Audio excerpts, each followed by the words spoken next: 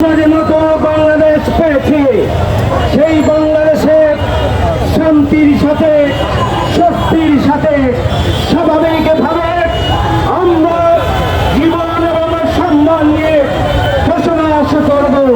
সেটি ছিল আমাদের শহীদদের আকাঙ্ক্ষা। সংগ্রামী ভাই বন্ধুগণ, এদেশে 18 কোটি মানুষ একটি সুখী সমৃদ্ধশালী বসবাসযোগ্য একটা প্রশান্তির বাংলাদেশ চেয়েছিলাম, কিন্তু দুর্ভাগ্যজনক হলেও সত্য ফাঁসিবাদের ওই পদধ্বনি নতুন বাংলাদেশে আমরা শুনতে পাচ্ছি। এটা অত্যন্ত দুর্ভাগ্যজনক এদেশের 18 কোটি মানুষের জন্য।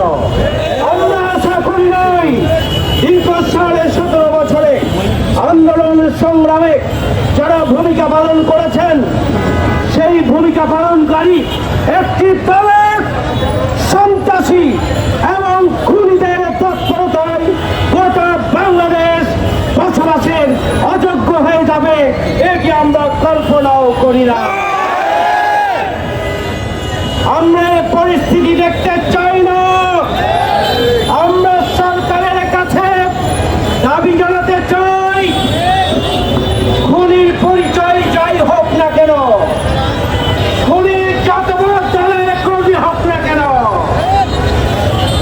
এই খুনিদেরকে অবিলম্বে পাকড়াও করে বিচারের আওতায় এনে বিচার নিশ্চিত করতে হবে। আমরা লক্ষ্য করছি যে দলের খুনি এবং সন্ত্রাসীরা প্রতিদিনই মানুষের জনজীবনকে অতিষ্ঠ করে তুলেছেন, ওই সমস্ত ওই দল আমরা দেখছি যে তারা বহিষ্কারের নাটক মঞ্চস্থ করছেন। প্রতিদিন বহিষ্কারের নামে মূলত জনগণের সাথে প্রতারণা করা হচ্ছে।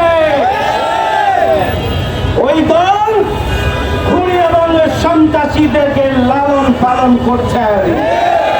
17.5 বছরে তারা খাওয়ার সুযোগ পান নাই, তাদেরকে চাঁদাবাজি সন্ত্রাসী কর্মকাণ্ডের মাধ্যমে লুটতরাজ এবং দুর্নীতি করার সুযোগ দিয়েছেন।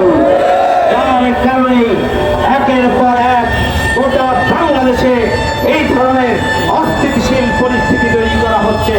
প্রতিদিনই মানুষ খুন হচ্ছে, প্রতিদিনই সন্ত্রাস হচ্ছে, প্রতিদিনই ধর্ষণ হচ্ছে, প্রতিদিনই ওই দলের নিজ কর্মীদের হাতে কর্মীরা মারা যাচ্ছে।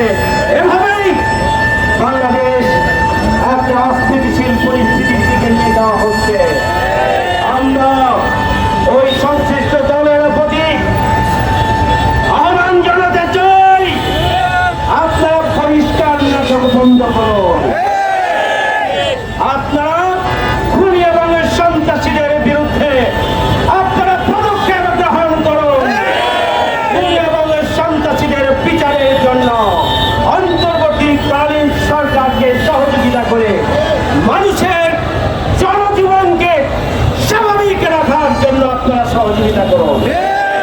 সে কথা বলতে চাই, জনগণকে জিম্মি করে যেন তেন ভাবে আবারও ক্ষমতায় থাকার যে প্লট তৈরি করছেন, সে আশায় ঘুরে বালি।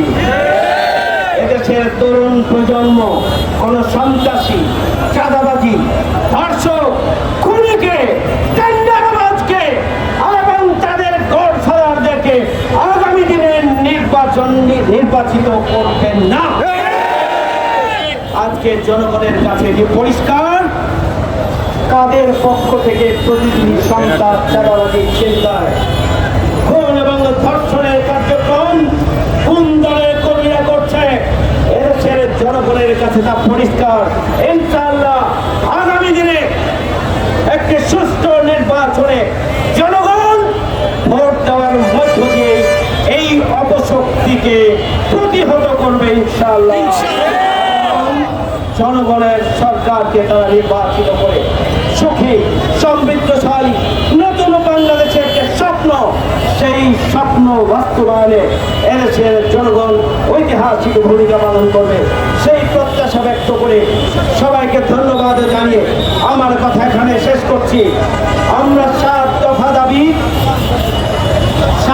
দাবি আদায়ের লক্ষ্যে সৌরার্য উদ্যানে 19শে জুলাই ঐতিহাসিক জাতীয় সমাবেশ অনুষ্ঠিত হবে।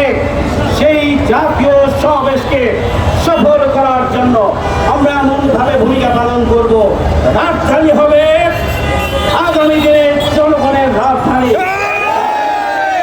রাজধানীকে জনসমুদ্রে পরিণত করে আমরা ইতিহাসে এক নজিরবিহীন গণজাগরণ তৈরি করবো ইনশাআল্লাহ। এর মধ্য দিয়ে আগামী দিনে নতুন বাংলাদেশের ভিত্তি স্থাপিত হবে ইনশাআল্লাহ। সেই জন্য 19শে জুলাই সমাবেশকে সফল করার উদ্যত আহ্বান জানাচ্ছি। সবাইকে ধন্যবাদ। আল্লাহ হাফেজ। বাংলাদেশ জিন্দাবাদ। বাংলাদেশ জামাত ইসলামী জিন্দাবাদ। সবাইকে ধন্যবাদ।